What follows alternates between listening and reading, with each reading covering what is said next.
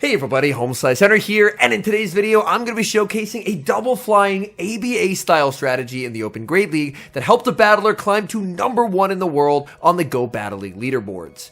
These battles were submitted to the channel by a member of the community, Septile Ice, so many thanks for the battle submission. Now, Septile was able to climb to rank 1 in the world, and just recently actually got 5th place at the Baltimore Regional Championships. So without further ado, let's hop into the matches and take a look at his rank 1 team of Talonflame, Shadow Dragonite, and Superior. Hopping into the first match, leading Talonflame into Shadow Dragonite. This is a massive core breaker on the lead. Shadow Dragonite does very well against the Talonflame and the Superior, so this has Septile in a very difficult position. He can't really switch in his one answer, which would be his own Dragonite. Instead, he's just going to stay in with the Talonflame and play this out.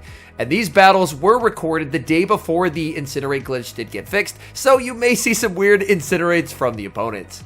The opponent fires off the back-to-back Dragon Claws to force the CMP type and force both shields from the Talonflame.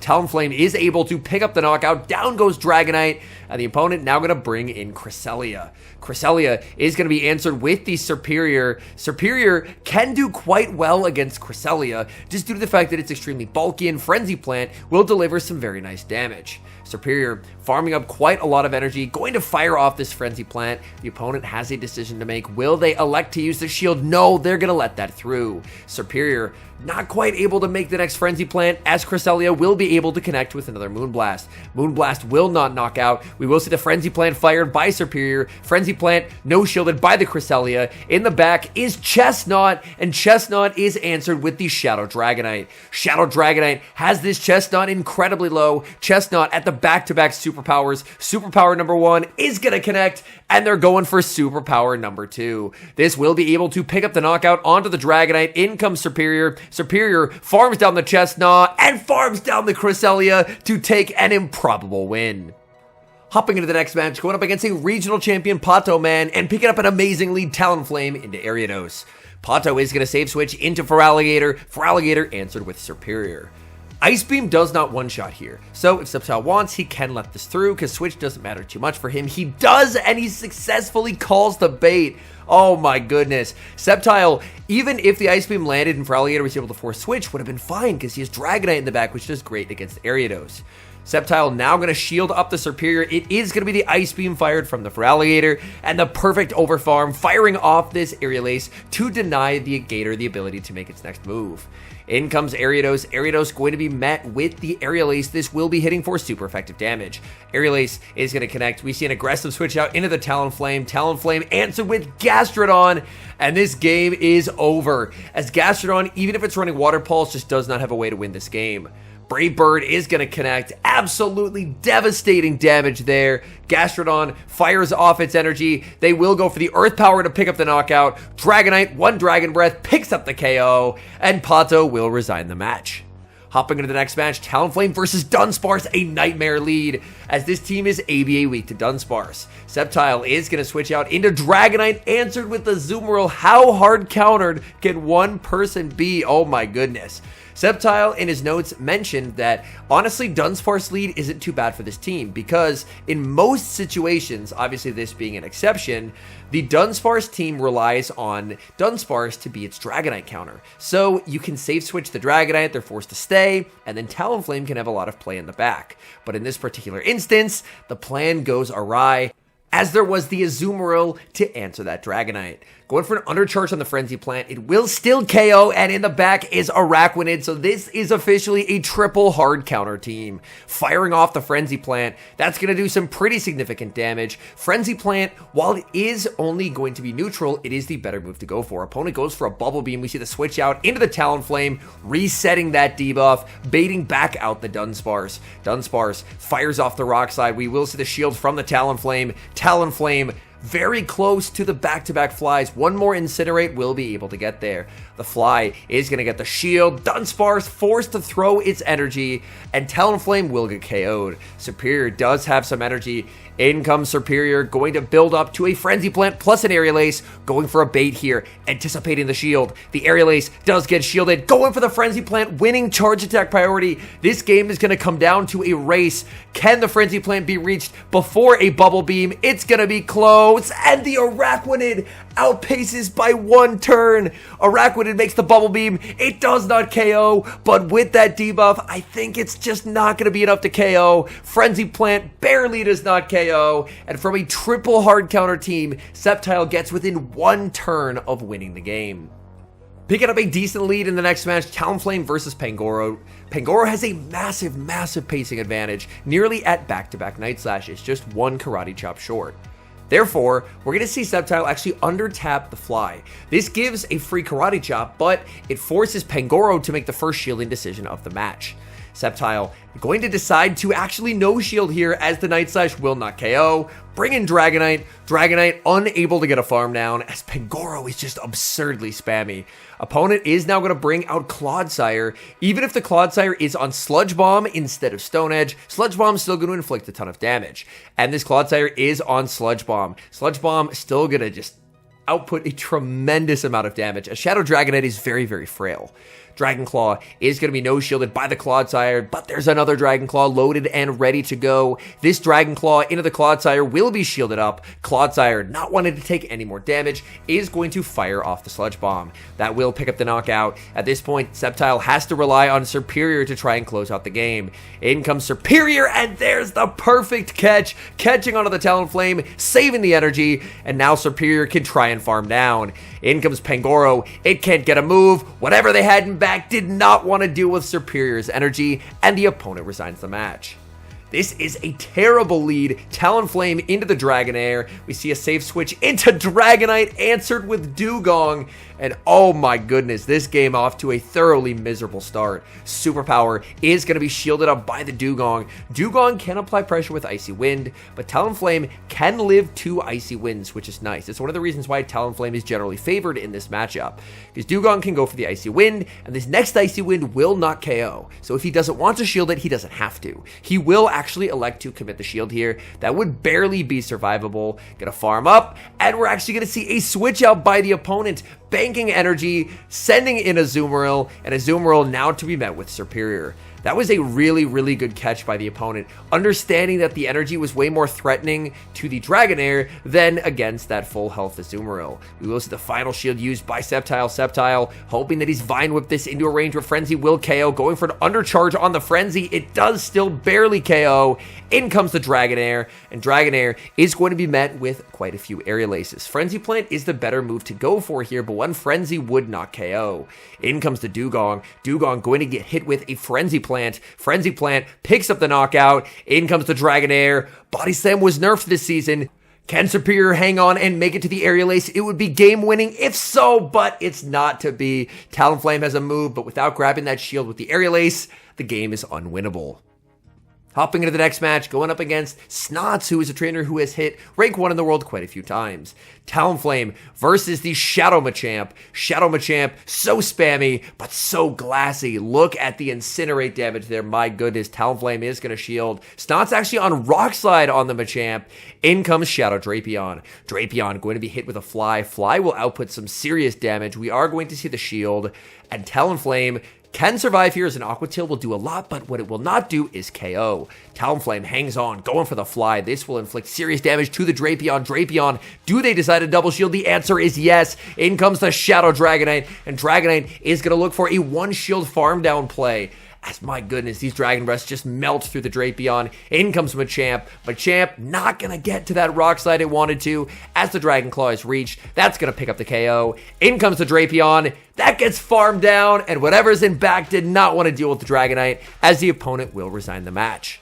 Hopping into the next match, ooh, terrible lead, Talonflame versus Shadow for Alligator. The save switch to the Shadow Dragonite. Dragonite answered with a Talonflame. The opponent clearly completely core broken by the Dragonite. Dragonite going for an undercharge here, grabbing the shield, and that undercharge was actually a really nice play. Understanding that a Dragon Claw wouldn't KO, so if your opponent's going to no shield, you may as well try and maximize the farm. Dragonite will be able to outpace the Talon, pick up the knockout with the Dragon Claw. Does the opponent just go for a Shadow Claw farm down with the Feraligatr here? No, they're going to bring in Diggersby. Diggersby going to get hit with a superpower. And from there, I mean, Serperior can just clean up this game. Oh my goodness, the superpower lands. That does massive damage. In comes the Talonflame. Opponent switches into Feraligatr. Feraligatr going to be answered with the Serperior. Even if it's an Ice Beam, it will not KO. It is the Ice Beam, and Serperior hangs on. Serperior makes it to the Aerial Ace. Aerial Ace, I mean, the opponent has to shield this. The only way they can try and win this game is going to be with that Feraligatr. But back in comes the Talonflame, and the Feraligatr just not going to be able to make it to the Hydro that it needs to get to. It needs to outpace here, but it does not. It gets fully farmed down, and the opponent will concede the match. Hopping into the next match, Talonflame versus Goodra. Oh, this is a terrible lead. This is such a big core breaker. Goodra, it looked like lagged at the start, but then was able to catch back up. Oh no! The opponent trying to throw their move, but they mistime it, and they give an entire Incinerate for free. That is very unfortunate, as now the back-to-back flies are reached, and Talonflame gets the fly into the Brave Bird, and this is going to inflict massive damage. We're going to see the double shield by the opponent. Now in comes Dragonite. Dragonite looking for a farm down, committing the shield. That was a very unfortunate mistime there by that opponent, as that meant that they had to go down 2 shields. In comes Toxapex. Toxapex looking for a farm down. Dragonite, I don't think it's going to make 2 Dragon Claws here. These poison jabs do too much. Sceptile does not get there. He tried for it, but was unsuccessful. In comes Serperior, and Serperior gets the 1-turn bring-in lag, so unfortunately he doesn't get to sneak his fast move through.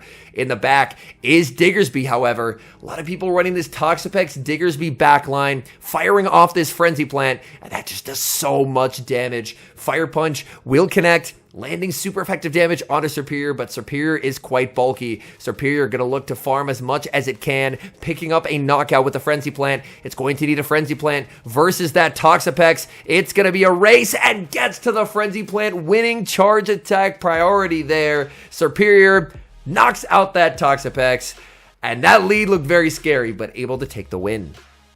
Hopping into the next match, what a dream lead.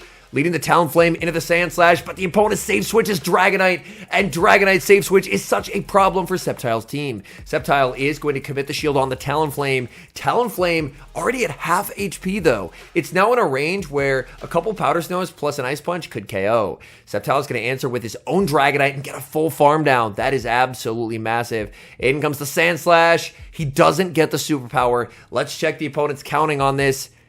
And they did not trust their counts. They ended up committing the shield. Switch clocks are very misaligned, however. When he brings in the Talonflame, Talonflame, unfortunately, is going to be, it's going to be stuck here for a while. Going for the Brave Bird, this is going to inflict so much damage onto the Quagsire.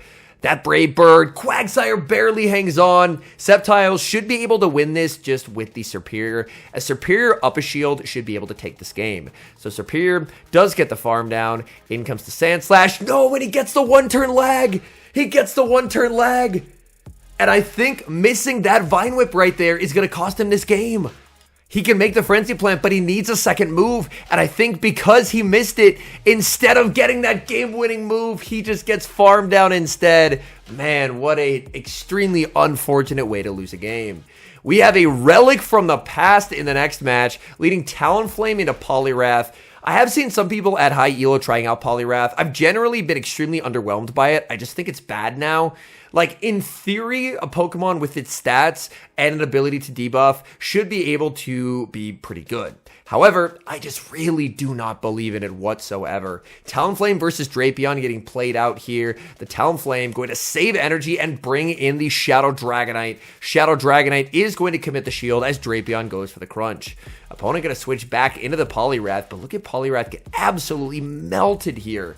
These Dragon Breaths are shredding through the Poliwrath, firing off the superpower on charge attack priority, and just picking up the knockout. And in the back is Clodsire. And this could get a little bit tricky if this Clodsire is on Sludge Bomb. Firing off the Dragon Claw, that's not going to do a lot because it is debuffed. We're actually going to see a banking of the move and a switch out into Serperior. Time to see, is it Sludge Bomb? It's not. It's Stone Edge, and that's looking pretty good here as Drapion is going to get farmed down by the Serperior, and the opponent knows there's just no way they can win this game. Hopping into the final match, Talonflame versus Malamar. And this one is always interesting if we do have the Incinerate glitch. As Malamar, when it is doing the Incinerate animation, just looks hilarious. The foul play does so much damage. Talonflame, again, baiting the Brave Bird, going for the Fly. Fly Brave Bird is just absolutely the moveset you want this season. Talonflame, oh my goodness, able to get there. The opponent letting this move be reached, and they're just going to double shield the Malamar and farm all the way down. In comes Superior, so Sceptile putting a lot of faith into Dragonite endgame to try and close this out. We will see the shield. It is going to be on the foul play, and the Malamar is able to outpace here. Malamar is going to fire off the superpower. That's going to land, and Sceptile says no more Malamar. Aerial Ace will be able to secure the knockout and remove that Pokemon from the field of play. What are they running behind the Malamar? They're running Toxapex. Toxapex going to get hit with a Frenzy Plant, and then it's Shadow Dragonite time. Frenzy Plant is going to land. In comes the Shadow Dragonite opponent, only firing off a Brine here. Brine, a pretty bad move, but against Dragonite, it will definitely add up. In comes the Diggersby. Diggersby going to fire off a Fire Punch because at this point the Dragonite is beginning to run out of health. Dragonite continuing the farm, going for the superpower. Is this going to be enough to knock out? These Dragon Breaths have added up. The superpower does KO, and now can he make it to the Dragon Claw? The answer is yes, but he's debuffed. That's going to be his problem here. It's not going to do the damage that it typically would. The switch out to Superior. Superior gets farmed down. In comes the Dragonite, and the Dragonite unable to get the move, and unfortunately will fall just short of taking that win. All in all, big congratulations to Sceptile Ice. Getting to rank 1 in the world is an incredible achievement. And on top of that, with a pretty unique team as well. On paper, I would call this team terrible because running that weak to Dunsparce, it has to be a crime. Surely, it has to be a crime. But it just goes to show you can run very unbalanced style teams if you are a phenomenally skilled battler who's able to overcome those team building flaws. So big congratulations to Sceptile, showing that even a team that is incredibly weak to Dunsparce can still do great things when played very, very carefully. Anyways, thank you guys so much for watching. If you're enjoying the content, make sure to leave a like and subscribe to the channel if you haven't. And a special thank you as always to our members here on YouTube. The support guys provide is sincerely appreciated. So thank you guys oh so very much. And until next time, I've been HomeSliceHenry.